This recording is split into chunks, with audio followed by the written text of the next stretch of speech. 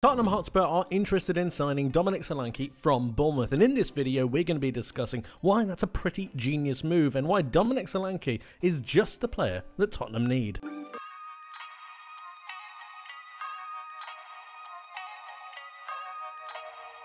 Dominic Solanke had an unbelievable season with Bournemouth last year, so much so that you can completely understand the massive asking price that Bournemouth have for him, considering the actual value that he has to the club. But just from a Tottenham perspective, I think Solanke really ticks a lot of boxes for them. Not only does he really normally come alive when he's in the penalty area, he has a lot of time there, he can also drop back a little bit more. I think the option to have him come and be a bit of a backboard for some players is really important. You can play 1-2s, he's able to drop a little bit deeper, but make sure that he gets into the penalty area when it matters most. And it's this level of performance and this particular area that I think Tottenham are going to really value and utilise. When we have a look at Solanke's statistics, he's so impressive. 38 games played, 19 goals. Now that is pretty sensational. Scoring every 175 minutes, that's nearly a goal every 2 games. And really, you can't really ask more from that when you think about where Solanke's come from, the lack of consistency that he's had. It's really impressive. But some of the metrics actually I think are really encouraging. In comparing Dominic Solanke to Richarlison, Tottenham's current striker, a number of different things crop up, and it's with his successful dribbles, his ground duels won and his aerial duels won. So Dominic Solanke occupies and utilises more dribbles, 1 successful dribble per game compared to Richarlison's 0.4. Solanke is actually more successful with that as well, 39% compared to 30%. Ground duels won as well, you've got 2.8 compared to 2. Again, really impressive. But aerially, Solanke is a much better player. 2.6 aerial duels won compared to 0.9. That's a massive swing. And then 41% of his aerial duels won compared with 31%.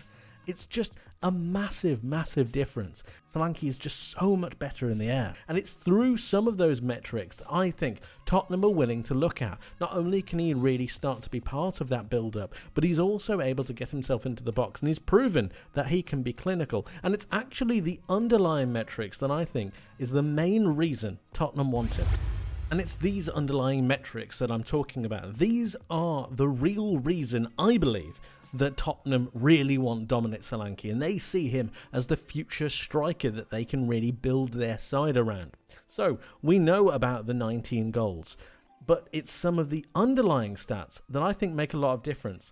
There's a lot of numbers here, so bear with me, but it's really interesting if you dive into the real stats and the figures. So we have 2 championship seasons and we have 2 Premier League seasons, and this is important to contrast and compare, I think. So obviously in the championship seasons he did really well, but it's in the Premier League that he's in particular struggled with. Only 6 goals the season before, but he managed 19 in this particular season. And it's some of the things that Andoni Iraola, I think, has actually grafted out of him that makes him into the striker he is today. So 106 shots, 76 the season before, so that's naturally a lot better. But he's taking fewer shots compared to the amount of 90 minutes that he had. And that's interesting as well, because he's utilising better opportunities. 35 shots from those 106 went on target. And in fact, when you think about the fact that he's got 19 goals from 35 shots in the Premier League, that's clinical. That's really impressive. And in fact, he's got a goal per shot on target of 0.49. That means that he's scoring 1 goal per every 2 shots on target. Really good stuff. He's doubling the amount of goals that he gets per shot in comparison to the season before, and it's actually equal to what he managed to do in the Championship. The quality is starting to show through, and there are a number of different underlying metrics that say why. Take this for example. I think Dominic Solanke has become a completely different player. I think he's been moulded into a more out-and-out striker. Previously he was a player that would pick up the ball, drive with it, and perhaps try to make something happen. Now, not so much. We need to take note of the fact that the 2021 season is in the Championship and the 2021-22 season is also in the Championship, but the season we have highlighted is his most recent season with Bournemouth. So let's take a look at this first one. Touches in the attacking penalty area.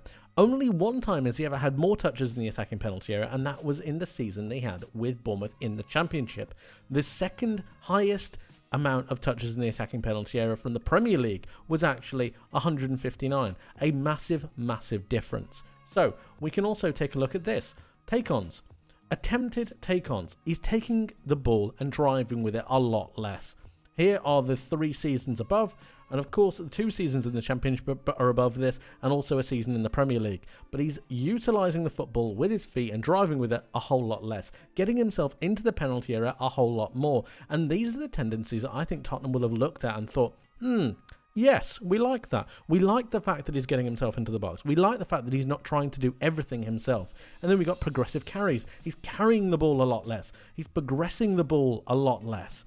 The distance that he's taking the ball is a lot less. Instead, he's focusing on his positioning to get himself into the Premier League and get those goals. And I firmly believe that there is a massive correlation between Dominic Solanke not wanting to do everything else, not wanting to carry the ball, not wanting to be the person to give the ball to drive forwards, and instead focusing on himself to get himself into the penalty area and get those goals.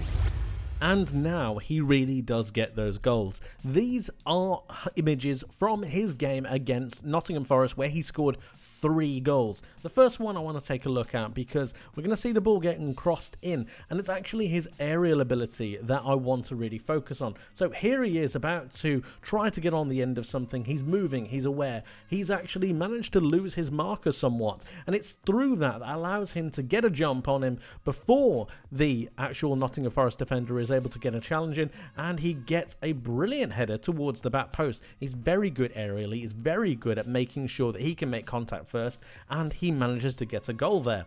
Here we can see another instance. This is my most impressive instance from him in this particular game. So the ball is currently in the air and it's going to be challenged by Billing, but what we actually want to notice is Dominic Solanke right here. Here he is, he's away from the play, but he's actually making sure that he is focusing on his own positioning. He's going to drive towards the space that's being left by Nottingham Forest. And just look at him right here. The ball is being dropped down, as you can see, towards Billing, who's going to be able to win the challenge. It's going to get flicked on towards this area right here. And Dominic Solanke is going to try and make a move. Here he is, and he's going to move into that space. Just watch for him to be able to take that space, take that moment. Look, there he is on his bike. No other Nottingham Forest player is moving, no other Bournemouth player is moving, and instead he's anticipated this. He's understood that this could be a moment that he could really gamble on. And I think this is really, really important, especially when you're thinking about Tottenham. Tottenham willing to get the ball into those channels, willing to get the ball into Solanke quickly.